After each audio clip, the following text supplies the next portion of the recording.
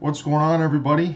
John out here with you. It is January 26, 2022. It's a Wednesday. This is just before the Red Wings take on the Blackhawks tonight. I wanted to get this Detroit sports recap in because I had the last couple days calling games and things like that. So I try to put this on Facebook Live, on Colorcast, and also YouTube, where I usually put the videos and things like that. So if I get people on here or if I don't, it is what it is. I'm just going to go through the entire show here. If you want to leave comments, questions, and concerns, as always, let me know. Facebook.com/TBUGunslinger, Twitter @JohnRaynott. So we're going to go through this here first. This is going to be the NHL part of it, and for the Red Wings, we really don't have a lot to go through this week. We're going to do it anyway. So Friday, on January 21st, the Red Wings played the Dallas Stars.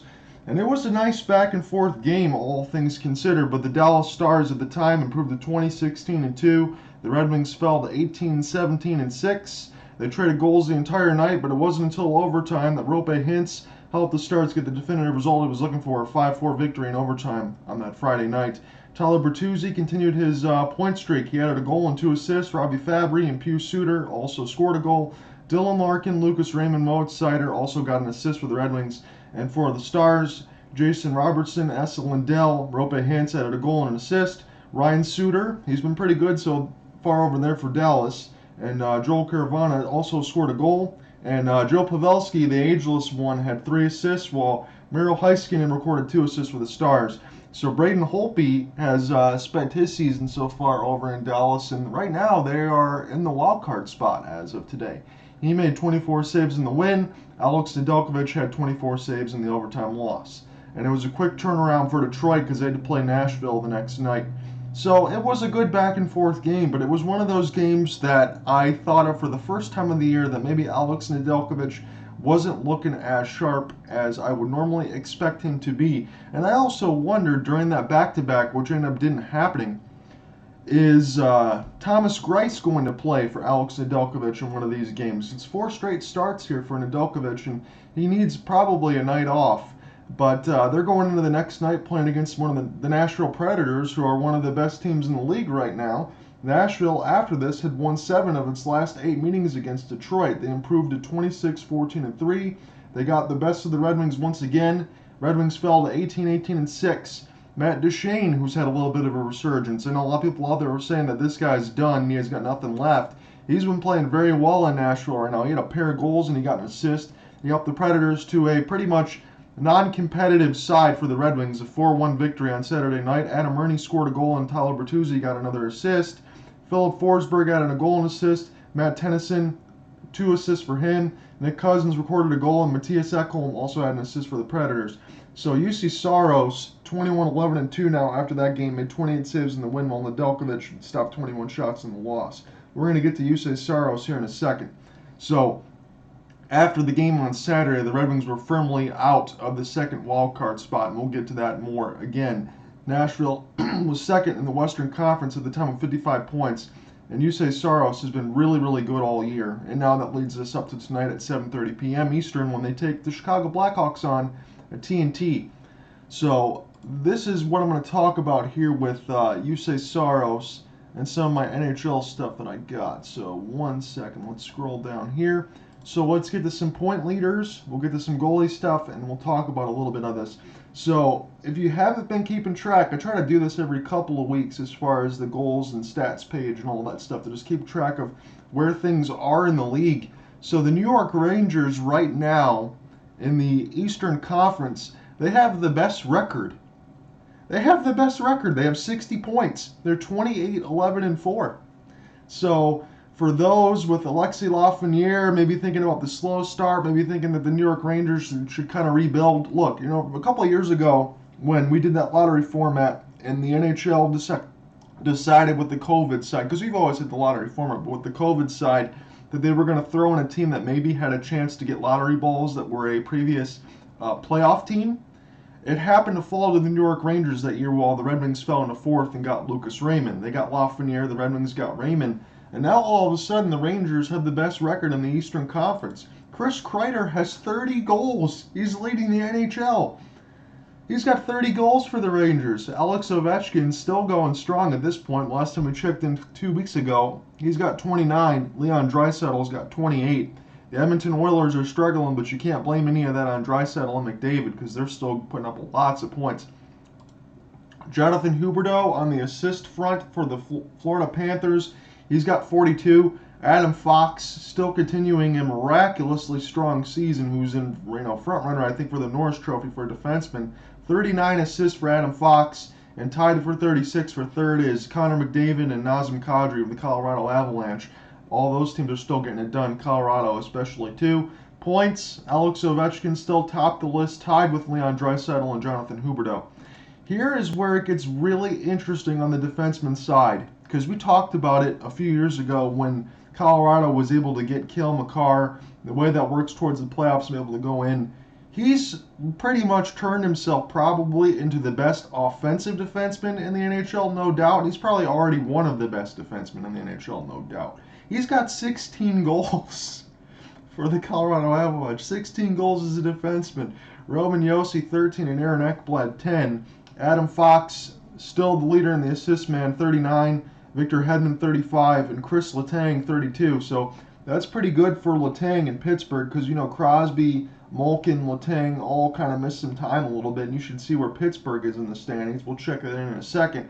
Adam Fox leading defenseman in points with 46. Victor Hedman 44. Roman Josi 42. As far as the rookie check-in, which is always relevant to the Red Wings, Lucas Raymond is still leading in points with 33. Trevor Zegras with the Magic and the Anaheim Ducks, he's got 30. Anton Lindell has 26 for the Florida Panthers. Mo Seider 26, and Tanner Jeannot for Nashville has 26. So it's pretty amazing that Mo Seider's still tied in there for third, considering he's a defenseman. Lucas Raymond's still 33 points, leading all rookies in points, even though he's been a little bit of a goal drought. He had a few games ago, but that was it, against Buffalo. So Tanner Jeannot now has the goal lead with 13. Lucas Raymond has 11. Trevor Zegras has 10, tied with Lindell. And then assist leader, still 1 and 2 for the Red Wings. Mo Seider, 23. Lucas Raymond, 22. And Trevor Zegras has 20. So some news notes here for you. And then we'll get into some standings and stuff like that. Talk about whatever you want for the NHL side of it. So for news notes, Keith Yandle has broke the Ironman record, 965 consecutive NHL games. Defenseman Ironman record broken from Doug Jarvis, so 965, so that's awesome for Keith Yandle. And then another moment here, this was Dan Rosen as of yesterday in a mailbag question for the Red Wings from someone on Twitter. Person asks, what did the Red Wings do at the 2022 trade deadline? Do you see them as a suitor for John Klingberg in Dallas? He says, I can't see the Red Wings in the market for Klingberg before the deadline, March 21st. The 29-year-old defenseman is in his final season of the 7-year contract and is a pending UFA. The Red Wings are not ready to make the move that would be required to get Klingberg, who may not be available because the Stars are in a Stanley Cup playoff race. Either way, Detroit is not ready to mortgage some of its future to make a push this season. I think the Red Wings will either stand pat at the deadline, which is what I kind of think they're going to do, or move out some pending UFAs. Nick Leddy, Dana DeKeyser, Mark Stahl, Troy Stetcher, and forwards Vladislav Nemestikov or Sam Gagner, which would make a lot of sense. Those are the guys I've been talking about that they might be moving as well. Dana DeKeyser, I would think especially, because he pretty much is dead weight. Maybe Nick Leddy, to me, he might be one of those ones, unless you know you're not going to get anything for him or he's not going to be here next year. I still think Nick Leddy probably, at least solidly, fits in the second line for the Red Wings. He's still one of those guys that I would particularly count on to get stuff done, even though the goal totals are a little bit down. He can play some good defense. He goes on to say, I'd be surprised if general manager Steve Yzerman and the front office went into the market to add players unless they come to Detroit with term remaining on their contract and fit into the Red Wings age bracket, which leans younger. It also wouldn't be shocking to see if they trade one of their younger players like they did with Anthony Mantha last season to the Washington Capitals if they get the right offer. And I'm hoping he doesn't mean Jacob Vrana on that side of it when he comes back. I can see the Red Wings targeting Klingberg in the offseason, however. I understand that might come with some hesitation for people who can't get past his age, and that he's going to want to cash in on a big contract that can take him well into his 30s. He reportedly has an NHL salary cap charge of about 4.25 AAV, but even if he wants a 5-year contract in the 7 range, I would consider it if it was with the Red Wings. but I wouldn't go longer than 5 years. So that's kind of what he thinks about in terms of what we're going to be seeing for the Red Wings side of it. So as always, let me know your thoughts. Facebook.com/TBUGunslinger, Twitter @JohnReinott. You know what? For the Red Wings, the way that they've kind of fallen out in the standings, we're going to get into that a little bit here. I want to break into some of these other stats that I've mentioned before too, before we get into the standings. So for goalies, I wanted to try to knock out a couple of these guys because they just kind of started back into their season, and as long as they've played 5 games, they can be put in on that list. I really don't want to include them. So really your top goalies are still Frederik Andersen, 2.6 goals against for the Carolina Hurricanes. Igor Shesterkin, who's had a very strong season for the Rangers, 2.7. Tristan Jarry, a very good bounce-back season for the Pittsburgh Penguins, 212. Jacob Markstrom, 221. Jack Campbell, 224. Andrei Vasilevsky, 225. So very stout goals against for those guys as well. Shesterkin, 937 save percentage, which is by far and away the best because you can't count Lindgren and Husso. They barely played. So Frederik Andersen, 927. Jack Campbell, 927. Sorokin, 926. Tristan Jarry, 926. Hussein Saros, who we'll be going to talk about again for Nashville. I thought it's been absolutely outstanding. The guy's pretty much played every freaking game for Nashville. He's got a 926 save percentage, and Jacob Markstrom has a 924. So very high save percentage, very gaudy ones at that so far, which is good in the league for these guys because every year you go along, it certainly seems like it's been easier for the offense to get things done, but these goalies are standing pat. Jacob Markstrom leads the league in shutouts with 5, Campbell 4, Sorokin 4, Shesterkin 3, Jarry 3, Marc-Andre Fleury's had a little bit of a tough season, but he's got 3 shutouts as well for the Blackhawks. See if he's going to suit up tonight against the Red Wings at 7:30 Eastern. Samsonov with 3. So let's get into the standings here. I'm going to close this one out. So standings, as I said, look like this. You got 43 games played for the New York Rangers. They got 60 points. Pittsburgh, 59. So that was the one hell of a resurgence. Remember when they went on that 10-game win streak? They lost one, and now they've won 6 straight again. They're up to 59 points in 42 games played, so they could leapfrog the Rangers.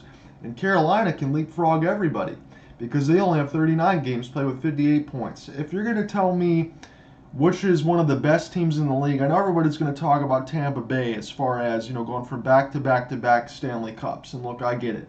But it's one of those things toward the end. Again, I know they're going to do well in the playoffs. I know Andrei Vasilevsky is probably still the best in the world. So it makes sense that they could repeat. They can do it New York Islanders. They can do it Edmonton Oilers. They can do all that. They can get there. But for my liking going forward into the future, Carolina is not going anywhere. Will they win the Cup this year? I don't know. Nobody knows, but I'm going to tell you this. Carolina is not going anywhere, at least for the next 7 or 8 years. They're going to be competitive for a long time because all those guys they still got coming up in the system, all the young players that they still have, you really like the aspect of everybody that they got on the team. I honestly didn't know what they would do with Freddie Andersen in comparison to Alex Nedeljkovic. I don't know if you really want to go cheap on the goalie front, because they move on from Mrazek, he gets injured, goes to Toronto, right? And then Nedeljkovic in the trade goes to Detroit. That's the one thing I would say for Carolina. If Freddie Andersen falls apart, like any goalie, they fall apart. They're done, obviously, but you don't really want to sit there and go on the cheap as far as your goaltending when your forwards and your defensemen are already locked up and they're really good. So don't screw around on that front. But at the same time, I think Carolina has some of those other ones in the system, but especially forwards and defense, they're really deep.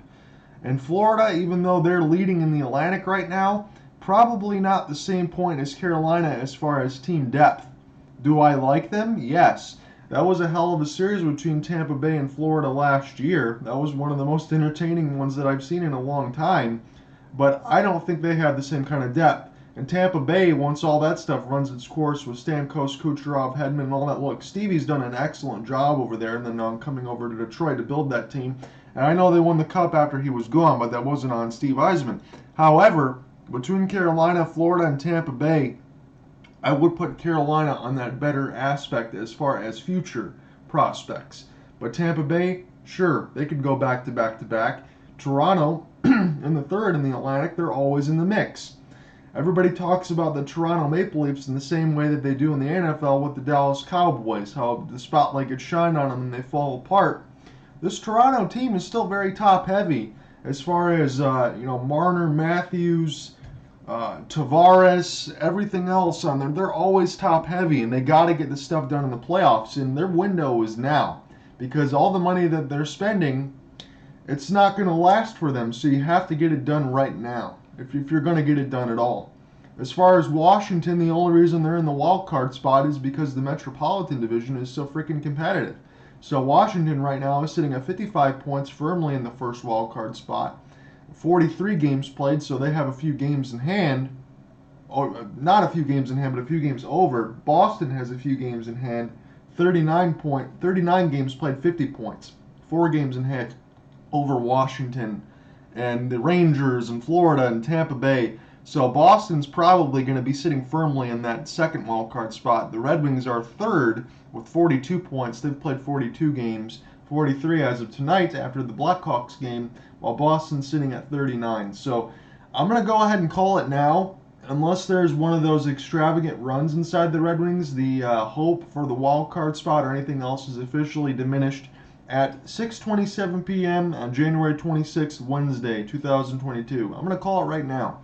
And if I'm wrong, I'm going to admit I'm wrong. But I think the run for the Red Wings is officially over unless something miraculous happens. So the Red Wings in their last 10 are 3-4-3. And that road record is a little putrid, 5-12-3. That's how you can't get stuff done. And the 13-6-3 home record was a lot better up until the last couple of weeks. So you just can't win or get into a wild card spot to get in the playoffs if you can't win on the road. And the Red Wings haven't been able to do that. Granted, I said a lot of times this year that the Red Wings were not ready to compete this year. That was a hell of a run to start, and I enjoyed it. But at the same time, you're getting a lot of playing time for Lucas Raymond and Mo Seider. You can see what they are, and you can already see that they're really good players. And I would argue that Mo Seider is probably already the best defenseman that you have on the Red Wings, being only 20 years of age. So if you can pair him with a couple of the other guys coming in from next year, as we talk about on defense, just that you've got in the draft, like Simon Edvinsson, you pair him with him, and see where that goes. I think Detroit gets a lot better. I don't know if I want to sit and target John Klingberg. That's just me. But you want to sit and make smart moves like Yzerman's going to do. You don't want to sit and commit for a 4, 5, 6 year term unless you know the guy's young and he's going to be staying here for a while. As far as Klingberg, okay, he's going to be, 36, 37 by the time the deal's done. He's probably not going to be able to play that much anymore. We'll see what Dallas does with that. On the west side, before we close out the hockey aspect of it, we have the Colorado Avalanche, 40 games played, 61 points. What else is new? The Avs are absolutely dominant, 9-1 in their last 10. 18-2-1 at home, that's going to get the job done, and even 11-6-2 on the road, which is not too shabby.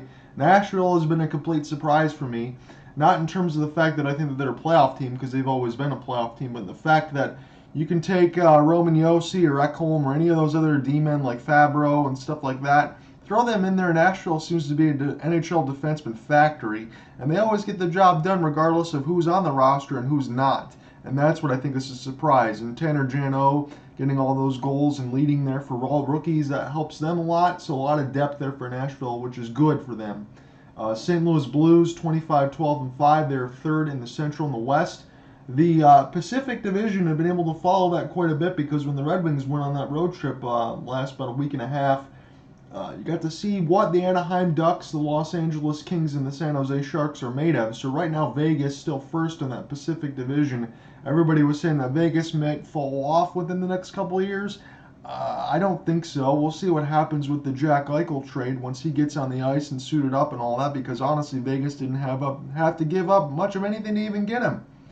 He wanted out of Buffalo, and Buffalo with the experimental neck surgery and all that, you don't know what's going on. So he got out of there and is going to Vegas. So we'll see what he can do over there in the city that has a lot of gambling. There's a lot of fun there in Vegas. Anaheim, 44 games played, 21-6-7. So they've been pretty fair. The Kings as well, they're a very, very young team, along with Anaheim. So the fact that they're second and third right now, I think both of those GMs respectively in Anaheim and Los Angeles have to be very, very happy with that. Minnesota Wild and Yel Kaprizov are still sitting in that first wild card spot, 25, 10, and 3, which is pretty good. I mean, they have 53 points, but they're sitting in the wild card spot only because the Central has been a little competitive there, so they should have that done. But as far as the second wild card spot, only 46 points. It's Dallas Stars right now with 22, 16, and 2. So anybody right now can take that second wild card spot. So let's look at this real quick. 46 points in comparison to the East wildcard spot, which is 50. So 55 is the most for Washington, and 53 for Dallas. So that second wildcard spot, that's available for Calgary, San Jose. Even Edmonton's not out of it yet. They only have 38 games played because you had that pause in Canada with all that with COVID. So all those teams like Edmonton and Winnipeg and all that, they're still alive right now for that second wildcard spot. The only teams you think that are probably out right now are the Chicago Blackhawks, the Seattle Kraken, and Arizona Coyotes. So what do you think? Facebook.com/TBU Gunslinger, Twitter @John Reinott. That's kind of been a little bit of an outlook for the NHL and what's going next for the Red Wings. I'll have the game recap for you for the Chicago Blackhawks. Again, the game is on TNT about 7:30, so we'll have that at the end of the night. But that was some of the stuff I wanted to talk about with the NHL. But as always, let me know what you think. So let's get into this here too. So we have a little bit more to do for the NBA side of it for the Detroit Pistons, and I want to knock this out as well. So last Tuesday, that would be January 18th, that's when the Pistons started the road trip against the Golden State Warriors and the return of the Splash Brothers, right? So this was one of those games where you got to see one of Klay Thompson's early returns, right? So he's still getting his feet out from under him. Steve Kerr's still trying to manage his minutes up until a little bit last night when they just absolutely destroyed the Dallas Mavericks, who have been very, very good of late in the Western Conference. But the Pistons lost 102-86, and it was an absolute ass-kicking from the beginning of it. Within the second half, the Warriors were able to coast because the game was already over. Andrew Wiggins had 19 points. Jonathan Kuminga had a double-double with 12 points and 10 rebounds. If you haven't watched the 19-year-old Jonathan Kuminga on the Golden State Warriors, I encourage you to do so. That kid is oozing of talent. And that dunk that he had last night against the Mavericks was absolutely spectacular. Rodney McGruder, we're going to be talking about him since the trade rescinded Bull. He had 19 points. He led the Pistons against the Golden State Warriors. Hamidou Diallo and Isaiah Stewart both had a double-double. Diallo had 16 and 11, and Stewart had 14 and 11. But the score was never really close as indicated because the Warriors had a 28-point lead at halftime. Detroit had a couple of key defensive mistakes and misassignments that allowed Steph Curry and all the other three-point shooters on the Warriors to get open, and you just can't do that. But the Pistons did have a quick turnaround the next night. So the box score looked like this. It was 33-22, 33-16 in the first half, and that was already all she wrote. That was Angela Lansbury, Murderer She Wrote. So next night, here's the thing. The Pistons already get destroyed against the Golden State Warriors. We're going to see what they do against the Sacramento Kings. But the Pistons actually won this game. They made a hell of a run in the second half and a hell of a run in the fourth quarter at that. So they improved to 11-33. They gave up 71 points in the first half because, again, the Pistons are always struggling defensively because, as we mentioned, they don't have that size in there. But it was a 13-1 run in the fourth quarter that allowed them to stun the Kings, who fell to 18-29 at the time, 133-131. Saddiq Bey led all Pistons in scoring in this game with 30 points. He was 5-9 from deep. He had 7 rebounds and 3 assists. Kelly Olynyk, on the January 19th game against the Kings, actually returned for the first time since November 10th. He finished with 22 points, 9 rebounds, and 5 assists. He played like he never left. Corey Joseph also had a nice game for the Pistons. He had 19 points, 9 assists, and 4 rebounds. Rodney McGruder had another double-digit game with 15 points, and Kate Cunningham had 13 points before falling out for the Pistons. Terrence Davis, I don't know where this guy came from, undrafted, but he had 35 points for the Sacramento Kings, while De'Aaron Fox added 27, 6 rebounds, and 8 assists. Harrison Barnes had 20 points, 11 for 14 from the free throw line. Marvin Bagley III added 17, had 9 rebounds. Davion Mitchell scored 13 points for the Kings. Both teams played fast, and they made countless shots from distance, but Sacramento played fast and punished the Pistons anytime the ball came inside with Bagley or any of the sides like we had. I mentioned that time and time again, but it's difficult to imagine, and a lot of the people talked about it in the postgame, how did the Kings even lose the game against the Pistons? But this is one of those points that I always go back and make in the sense of making shots at the foul line, that it's very important. Detroit went 26 for 30 in the game against the Kings, while the Kings finished 31 for 44. That helps you try to get back into the game and make a run when you can. And that run that the Pistons had made in that game against the Kings, where you went 13-1 run to close the game out 133 to 131, and yet another game where the Pistons give up 130 plus on defense, but they scored 133 on the road against the Kings team that has some better players than they do. Let's just be honest with that. So we talked about the rescinded trade for Bull and Ronnie Magruder. The last couple games he was averaging over 15 points a game, shooting over about 60% since the return, so that's been good for him. Career high production for Terrence Davis. He stole the show. He had 35 points and 7 of 13 from deep, 6 rebounds and 3 assists. And then Buddy Hield. This is another reason why the Sacramento Kings lost. Normally he averages about 15 points a game. He ended up with just one single basket. And remember in 2019 when they played at LCA, he had a monster game and hit the game winner against the Pistons, where he was walking off the court and everybody was running like this. He had a great game then, didn't have a great game now, but they only lost by 2. And Buddy Hield in that game only had 2 shot attempts, so I wonder what the hell was going on with that. So, next game the Pistons had to play on the road stand. That was Friday. Last week Friday, Pistons and Jazz. So this was another one of those ugly games for the Pistons here. But this was one of those games where I thought the Pistons, toward the end of it, yeah, it might have fallen apart at the end, but I thought the only truly horrible game that they played on the tough road stand, because again, look, you have the Warriors, the Kings on a back-to-back, you have the Jazz, and then you finish with the Nuggets on the road, and that's a really tough road stand. You think of the Pistons, they did win one of those games, so it's probably the bare minimum of what they needed to do, but that's probably the maximum of what they could do with this team. But you wanted to see what the Pistons would do on the road, because no Donovan Mitchell in this game. No problem, though, for the Jazz. Rudy Gobert scored 24 points, grabbed 14 rebounds as the Jazz. They got a much-needed win. We're going to talk about the Jazz here in a second. 30-16, defeated the Pistons. They fell to 11-34, 111 to 101 on Friday night. Cade Cunningham led all scorers with 25 points. He had 6 rebounds and 5 assists. Another one of those games where at least Cade had 25, 5, and 5. He's racking those up lately. Trey Lyles had 16 points, and Ronnie Magruder put in another strong effort with another 15 points. Bojan Bogdanovic, 23 points, 6 rebounds. Mike Conley, 19 points, 4 rebounds and 4 assists. Jordan Clarkson, 20 points, 4 rebounds for the Jazz. Cade Cunningham recorded his 4th game this season, and this will continue, as he had at least 25, 5, and 5. And his career-high 29-point performance came in the January 10th victory over Utah, so he likes Utah. So up next for the Pistons was the Denver Nuggets. They played pretty well, but when it came to the fourth quarter, and again the early stoppage, and especially in the first half, second quarter, Pistons are giving up too many points routinely, and that's always been the problem with them on defense. So Sunday night, Pistons have had a couple close games, and we did the one on Monday, which I had the broadcast and all that too, or Tuesday. So Nikola Jokic, this is a Sunday game, the last of the road stand, the 4-game road stand. He continued his quest for back-to-back MVP awards by dropping 34 points, 9 rebounds, and 8 assists. Helped the Nuggets, who improved to 24 and 21 at the time, to hold off the Pistons. Fell to 11-35, 117 to 111. Denver outscored Detroit 32 to 16 in the third quarter, and that's going to do it.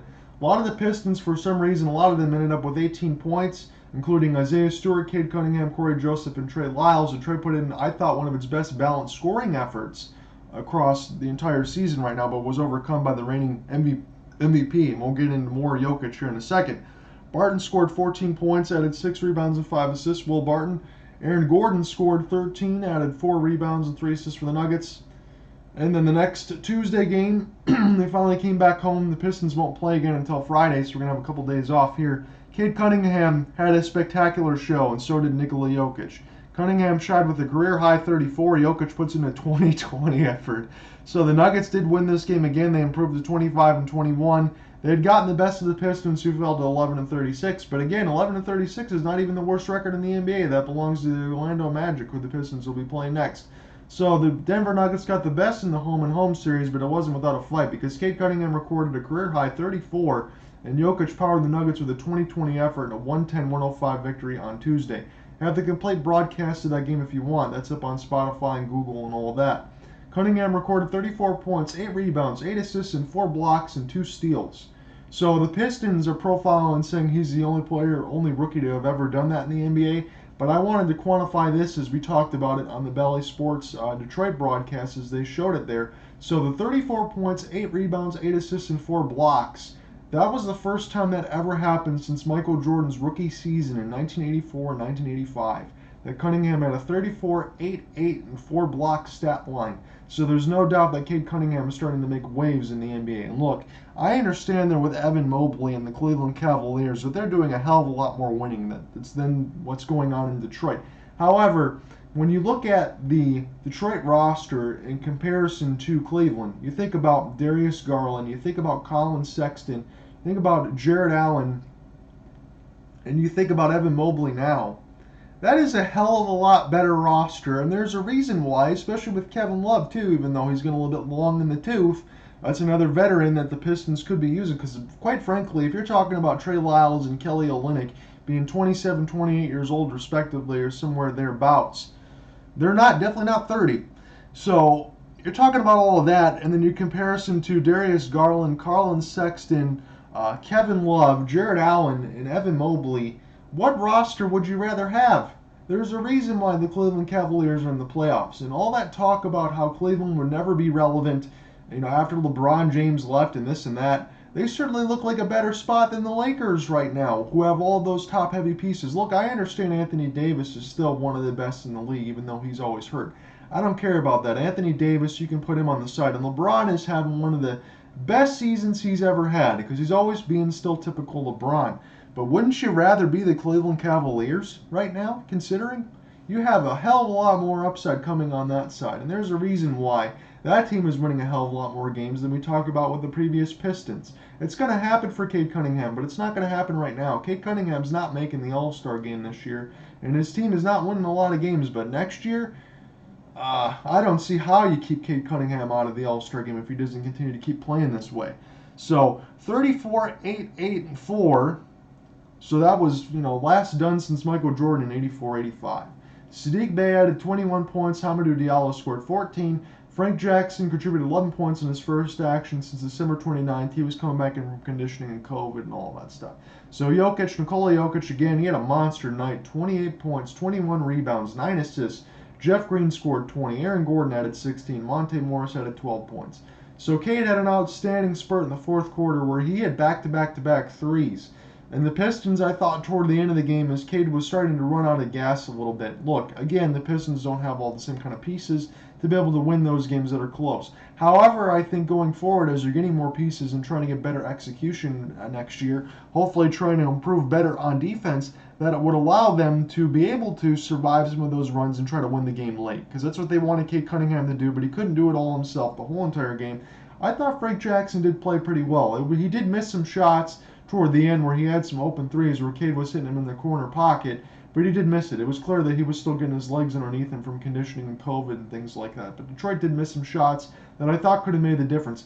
But this was the play that made the Twitter rounds in the social media world, where Cade Cunningham had an unreal step-back shot over Jokic. He pretty much created like 10 feet of separation and put Jokic on ice skates. Again, Jokic did get the last laugh as his team got the final win, but there was some spurts in this game and some special moments in the game where Cade Cunningham's full potential was on display. So look, if there was any question, between Jalen Green and Cade Cunningham, I think you've already had that question answered for you, have you not? If it wasn't for one of those situations where the Houston Rockets would have offered the absolute farm and it was one of those deals that you had to take, one of those ones that you couldn't refuse, then I understand maybe moving on from Cade Cunningham. But at this point, from what you're seeing, what he's doing on this team with the limited amount of pieces that are usually even on the floor for what's going in and out, I mean, that was a special freaking performance last night. And speaking of special performances, the reigning regular season MVP, Nikola Jokic, he was showcasing all of his talents. And look, I wanted to make this a little bit longer of a write-up here because I want to just spurt about Jokic here for a minute. So he's unlike any other center that I've seen. I know it's been a few years for him, but I honestly think at this point you can call him the greatest second-round pick of all time, because it looks like the guy's fitness and stamina is unquestioned. And look, there were some stories, and I mentioned this during the broadcast too, about people saying when they first saw Jokic on the Nuggets thinking they could bust his ass because he's slow, he looks like he's fat and out of shape, looks like he can't play. All those questions are wrong. Any of those thoughts that anyone had initially of Nikola Jokic and how he was going to turn out He's turned probably into a top 3 player in this league. If you want to argue Kevin Durant and Giannis Antetokounmpo, I think Nikola Jokic is right there. Again, this guy's a center. He's doing all of this stuff because he's spending the majority of his time on the floor running offense for his team. So it's really enjoyable to watch the way that he can slow the game down. He can effectively dissect the moments where he needs to help his team where they could be struggling. And the way that he can do that is by making a key pass from anywhere on the floor that has some nice sauce on it, hits him right in the pocket to either get a shot, or Jokic can hit a three-pointer himself comfortably or a mid-range. He can also command a double team. He can score in the post or make shots from the free throw line where I believe he shoots around 90%. Look, I understand it's a long-winded way to make a point for his effectiveness in this game, but the reason why I'm bringing all those points to you is because Nikola Jokic, he did all those things in that game. He showcased everything else that he could do, and I thought that it was really nice to see. So it was one of those ones where he pretty much showcased his entire skill set, his entire display, and if it wasn't for Kevin Durant or Giannis Antetokounmpo in the league right now, I would honestly tell you that I think Jokic is probably the best player in the league. But between Durant and Antetokounmpo, I don't think you can lower Jokic anywhere more than third. But what do you think? Facebook.com/TBUGunslinger, Twitter @JohnReinott. As we close out here for the Nuggets and the Pistons, it was shorthanded units for both still because Jeremy Grant still continues to miss time, along with Kelly Olynyk, who went into the COVID-19 protocol. Interesting thing for me, a couple days ago, I was watching something that was on the Pistons, because it was a little bit late as I finished up, so it was a little midnight replay or recap. But the Pistons on Bally Sports Detroit, they were doing this organization G League broadcast, where you had the Motor City Cruise and the Grand Rapids Gold, right? So in that game, I saw Luka Garza and Saban Lee play on that Monday, and then Tuesday when they were going in to go play, they were in COVID-19 protocols. So I don't know if they got that in that game between Grand Rapids Gold, but they were without Saban Lee and Luka Garza. The Nuggets are still without all-star guard Jamal Murray and key pieces Michael Porter Jr. So Adrian Wojnarowski of ESPN still believes the Nuggets are hoping to get both pieces back before the end of the year. I don't know if that means April or the playoffs or things like that. But the Pistons will go ahead and take on the Orlando Magic on Friday, 7 p.m. Eastern. We'll get that recap for you when that happens. But another edge of why the Pistons ended up losing the game against the Denver Nuggets, it was a big effort from the charity stripe once again, is Nikola Jokic. I mean, he was doing work there, but 27 for 31 were the Nuggets, while Detroit was just 11 for 14. They only lost the game by 5, but it was a spectacular show there for Cade Cunningham. And all things considered, you know, within those last games, you only won one of those. You lost 4. But the Pistons are where they are right now because they just don't have the pieces to be able to compete. So I don't sit and think that the Pistons are saying everybody's dogging them because, oh, they freaking suck, they don't have this and that. Everybody knows where they're at right now because they just don't have the pieces to be able to compete. So right now, let's get you a quick look in of the standings in the NBA. Right now, the Heat are first because the Bulls have kind of fallen off a little bit. They are 30-17. The Bulls are 29-17. The Bulls are 3-7 in their last 10, so that's why they've fallen off a little bit. But they're still second in the East. The Nets, they're playing with 1.5 right now with James Harden and Kyrie Irving. Kevin Durant still injured, 29-18. The Bucks are 4th, 30-19. The Cavs are 5th, 29-19. And the last of the first 6 in here are the Philadelphia 76ers, 28-19. The play-in spots right now, respectively, you have the Hornets, Raptors, Celtics, and Wizards. Records are like this: 26-22, 23-22, 25-24, and 23-25. And somehow the Wizards blew a 30-something point lead to lose to the Los Angeles Clippers last night. When I saw that make the rounds, they were saying that was one of the most egregious performances of all time, which former Piston Luke Kennard got a 4-point play to help the Clippers win the game by 1. How does that happen? So on the West, let's close this out here for the standings aspect of it. The Suns are currently on an NBA best 7-game win streak, 37-9. The Warriors won last night. They obliterated the Dallas Mavericks. They improved to 35-13. Grizzlies still sitting strong, 32-17. Jazz, they have lost 8 of the last 10. I think they got a win in there before with the Pistons, which kind of cut it up, but 8 of the last 10. They are still 30-18, so their record is still very, very good, but they got to get stuff together. They were very short-handed on that Monday game that I did with the Suns and the Jazz, but they played in a pretty good effort, all things considered, but they got to get a foothold here as they're 2-8 in their last 10. They've lost 8 of their last 10. The Mavericks are 5th, 27 and 21. The Nuggets are 6, 25 and 21, back-to-back wins against the Pistons. And in the play-in spots, respectively, right now as we go, Timberwolves, Lakers, Clippers, Trailblazers, 24-23, 24-24, 24-25, and 20 and 27. So the Trailblazers are still very fortunate to hold on to that last play-in spot because the Pelicans, Spurs, Kings, Thunder, and Rockets aren't really going anywhere. So those are your updated standings for the NBA. Let's get you some stats here. So points per game, I'm going to leave Kevin Durant out of this one right now because he's going to be missing some significant time. So we're going to knock out his 29.3, but you know, as it stands, that's where he would be right now. He'd be in first. LeBron James, 29.1, so he's still leading the league right now. We're going to say that so far because Kevin Durant's out. Joel Embiid, right there behind him, just an incremental of a point. And Giannis Antetokounmpo, 28.6. Trae Young at 28. Rebounds per game still looks as the usual suspects. Rudy Gobert, Nikola Jokic, and Clint Capella. 15, 14, and 13, respectively. Chris Paul still getting it done with assists per games right behind James Harden. Chris Paul, 10.2. James Harden, 10.1. Trae Young, about 9.5. Blocks per game look like this. Miles Turner, 2.8. Rudy Gobert, 2.3. Jaren Jackson Jr., 2.2. Steals, about 2 each all the way across the board. Again, Marcus Smart's not really playing, but Chris Paul is still freaking on this list, tied for first with 2 with DeJounte Murray, which is really nice. 3-pointers. Steph Curry, they're saying, is having a down shooting season so far as Steph Curry standards. However, still leading the league in 3-pointers far and away, 209 to 170 to 160 from Buddy Hield and Fred VanVleet. VanVleet's been pretty strong for the Toronto Raptors. Again, somebody's got to score, but give him all things, all credit, all concern, because he's doing well. So those are some of your leaders here. And what are your thoughts? Facebook.com/TBUGunslinger, Twitter @JohnReinott. At the end of the day, I always talk about it. I still believe when they're fully healthy, and now that I see more from Kuminga, but when they're fully healthy and get James Wiseman back, I would still put the Golden State Warriors on the top precipice. However, I am liking to watch the Memphis Grizzlies. They've done a really good job. Dallas's resurgence on defense with Jason Kidd, that's no joke right now. They're definitely much improved from what they were last year. I think the change from Rick Carlisle has been very, very good for them because you really need to get Porzingis and Doncic to lock in because that's your future right now in Dallas. So you get those guys to lock in. You make a trade, who knows what happens. But I still put Golden State on the top precipice of that in the West.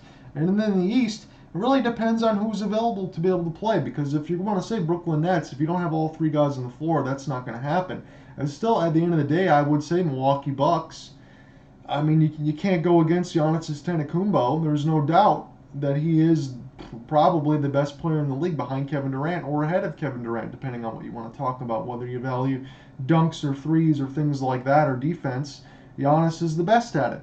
And Giannis, regardless of the way that things might slow down in the playoffs, that's where you have that strategic edge for Budenholzer and the defense and all that stuff on the Bucks, where they can have an advantage. And the regular season, maybe right now the Bucks will coast a little bit through it, and make sure everybody tries to get healthy or stay healthy because they're still missing some key pieces. You want to have Dante DiVincenzo. You want to have Brook Lopez. You want to have everybody else ready to go, so that way Giannis has a couple other guys that he can pass to when he's getting triple teamed besides Chris Middleton. But those are just my thoughts. Facebook.com/TBUGunslinger, Twitter @JohnReinott. So this is something, again, I don't know exactly where I want to go with all of this. But I want to stress this point here as we talk about it. I want to stress this point like this. I'm not making this point to sound completely fucking crazy. And this is one of those few times that I have to curse because people are going to go in the comments section and think that I'm saying something that I don't mean to say. I'm not going to sit here right now, and again, I want to make note of this. This is January 26, 2022. It's about 6:55 p.m. I'm not making this argument and telling you Aaron Rodgers is not a good quarterback. But I was looking at some numbers last night, and we were talking about, and I was thinking about as I was doing this, because again, it's just me. Hopefully during the summertime we can get a co-host and we can bring in more topics.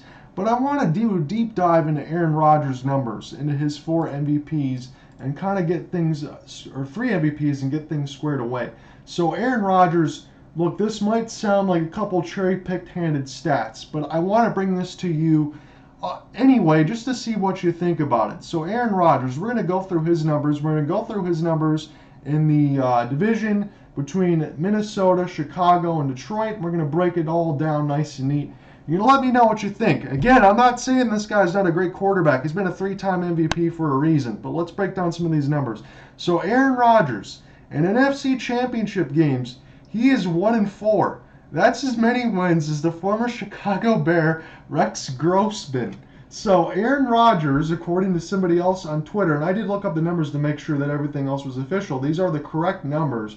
But someone was saying that making this point on Twitter, we should go ahead and stop the comparison between Tom Brady and Aaron Rodgers as far as greatness. Because with his championship records, and we're going to break down some of these other numbers, Aaron Rodgers would need to go 24-1 in his next 25 playoff games to equal Tom Brady's postseason record. So he said because he would need to go 24-1, which is pretty much fucking impossible for him to do that, we can go ahead and stop the comparisons between Aaron Rodgers and Tom Brady. So here are some of the good things here for Aaron Rodgers, and I want to make sure everybody relates this, because again, I'm not saying this guy is a horrible quarterback. I think he still is one of the best in the league.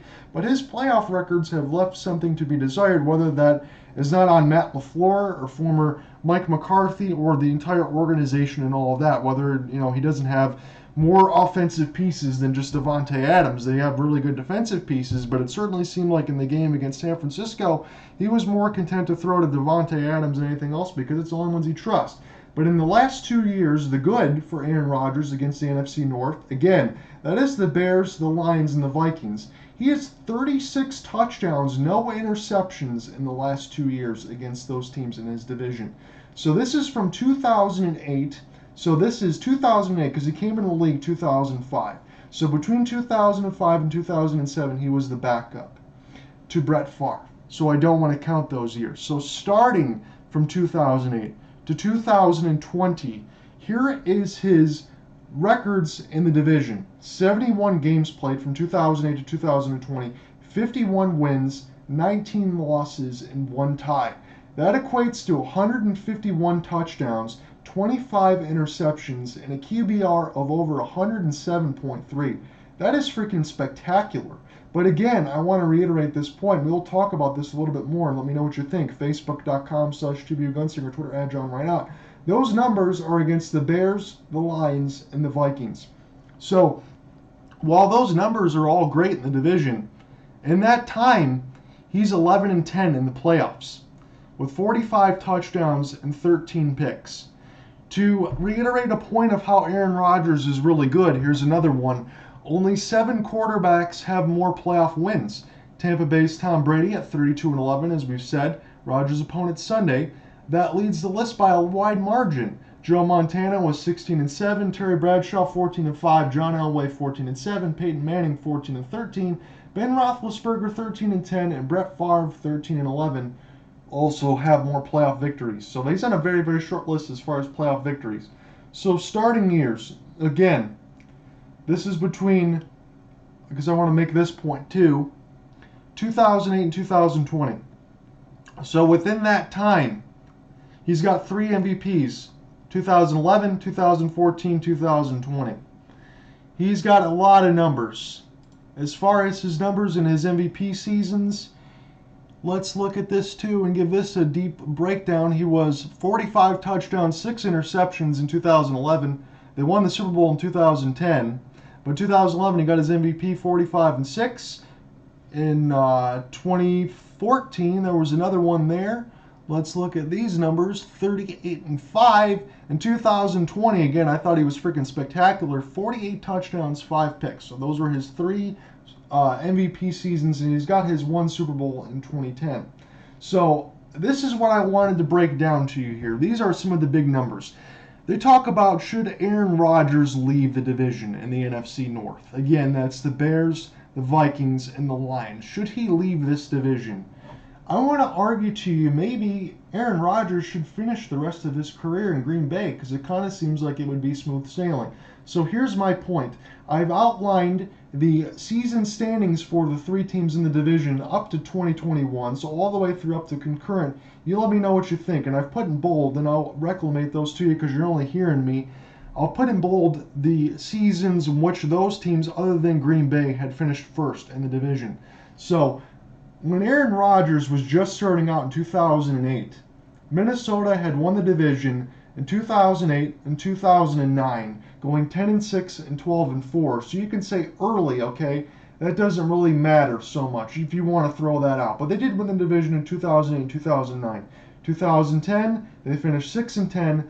The Vikings went 3-13 and 11, 10-6 and 12, 5-10 and 13, 7-9 and 14. They won the division in 15, going 11-5. They went 8-8 and 16. They won the division in 17, going 13-3. In 18, they went 8-7 and 1. In 2019, they went 10-6. 2020, 7-9. 2021, 8-9. So Minnesota has had a couple respective years. So Green Bay and Minnesota, they've been able to battle it out a little bit. Look, I understand that. So they've been a little bit competitive.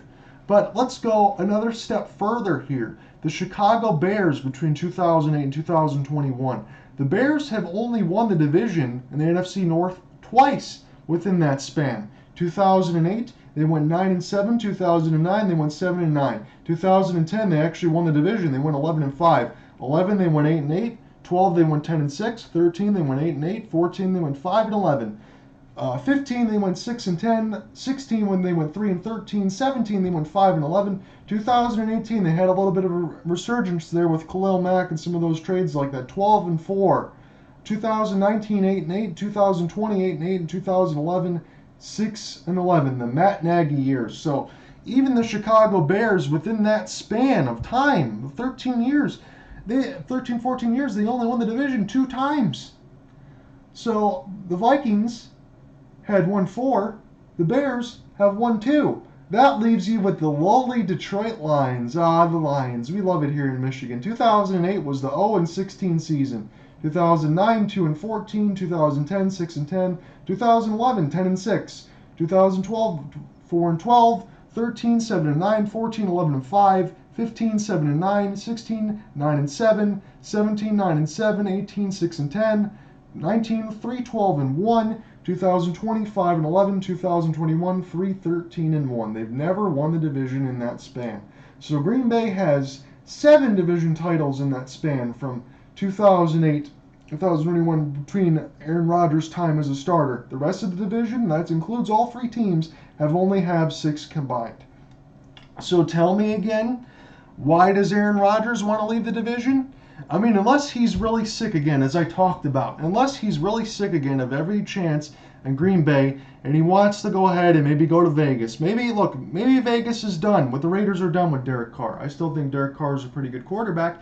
Maybe they think that he can improve in there and get that stuff done. If he truly is as good as he's supposed to be, he can go on there and help the Raiders, who probably have more money than God, to be able to get him everything he needs, especially on offense and defense, and try to get all the stuff done that he argues he doesn't have in Green Bay. Look, I understand that Aaron Rodgers is a quirky guy at the end of the day, the Jeopardy stuff, looking like a homeless man and all of that.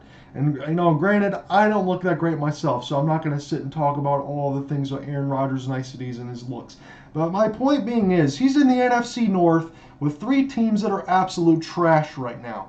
I don't believe in Kirk Cousins, I'm sorry. And Chicago Bears, whether or not they finally get, Ryan Poles from the Kansas City Chiefs, who helped draft Patrick Mahomes. That's a big win there for the Bears. Is he was supposed to be a finalist for the Vikings. He ended up going with the Bears.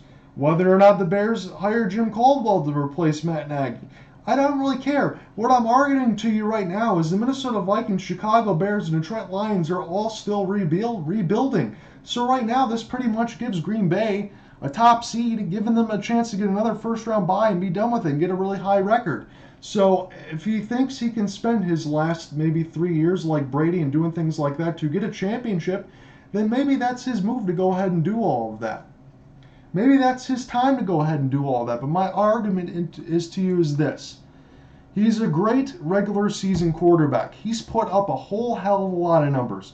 He's got 1 Super Bowl. And Matt Stafford right now, if he wins with the LA Rams, I don't want to say this right now, but I'm going to say it right now. If Matt Stafford wins in the next few weeks and wins the Super Bowl, he's got the same amount of Super Bowls as Aaron Rodgers. So if he really is that good, it's time for him to go out there and do that. Or, I make the point, stay in the division. Continue to get your division titles. Just figure it the fuck out. Figure it out, people of Green Bay. Put more pieces around him on offense and have him not completely implode. Because the fact that the San Francisco 49ers came in there, everybody talks about how Jimmy Garoppolo is like one of those freaking misfit toys from Toy Story. You're having all the missing parts and things like that and can't get the job done. They went in there in Lambeau and beat Green Bay without scoring an offensive touchdown. That's on Aaron Rodgers. You're in the cold.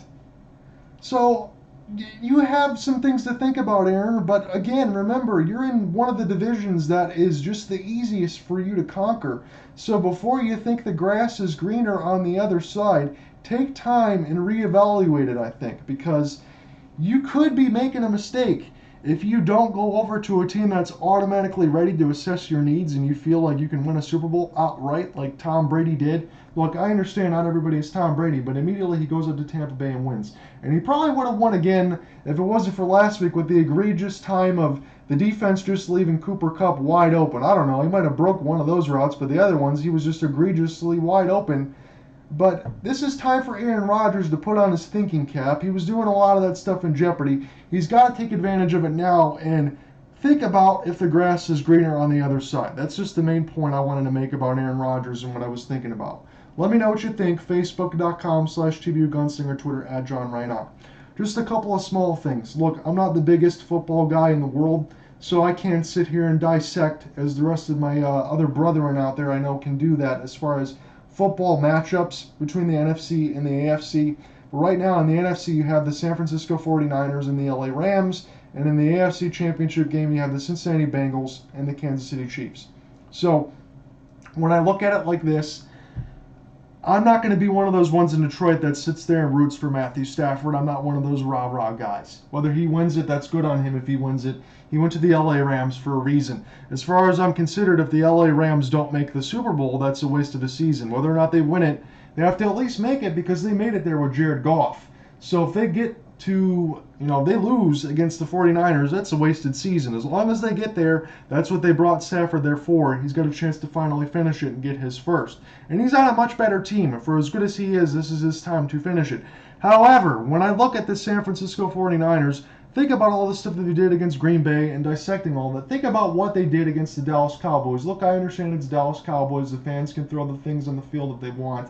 That was a really good offensive team. Probably one of the best Dallas Cowboys teams that they're going to have for a long time because now they're going to be in salary cap hell trying to figure all of that out.